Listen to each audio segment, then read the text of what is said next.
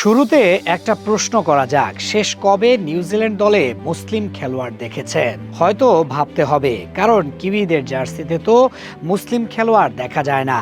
তবে এজাজ প্যাটেলের পর লম্বা বিরতি কাটিয়ে এবার দেখা যাচ্ছে একজন মুসলিম খেলোয়াড়, যাকে নিয়ে বাংলাদেশে আসছে নিউজিল্যান্ড। একদিকে চলছে আইপিএল, অন্যদিকে চলছে পিএসএল। নিউজিল্যান্ডের জন্য তাই বাংলাদেশের বিপক্ষে অনুষ্ঠেয় ওয়ানডে ও টি-20 সিরিজ তেমন গুরুত্বপূর্ণ নয়। আর এই কারণেই তো সিনিয়র ক্রিকেটার ছেড়ে দিচ্ছে তারা। যারা সেখানে ফ্র্যাঞ্চাইজি লিগ খেলছে প্রায় সবাই সেখানেই থাকছে, যার ফলে এক প্রকার বি টিম নিয়েই বাংলাদেশের সাথে খেলতে আসছে তারা।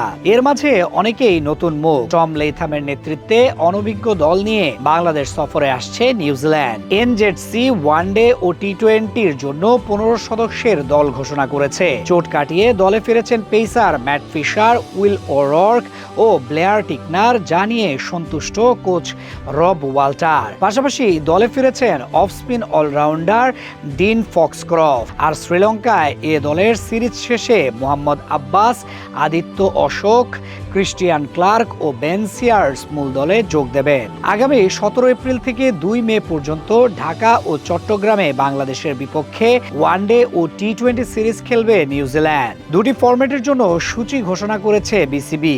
এক নজরে দেখে নেওয়া যাক নিউজিল্যান্ড ওয়ানডে দল। অধিনায়ক Tom Latham, Mohammad Abbas, Aditya Ashok, Christian Clarke, Josh Clarkson, Dane Cleaver, Dean Foxcroft, Nick Kelly, Jayden Lennox, Henry Nicholls, Will O'Rourke, Ben Sears, Nathan Smith, Blair Tickner ও উইল ইয়াং।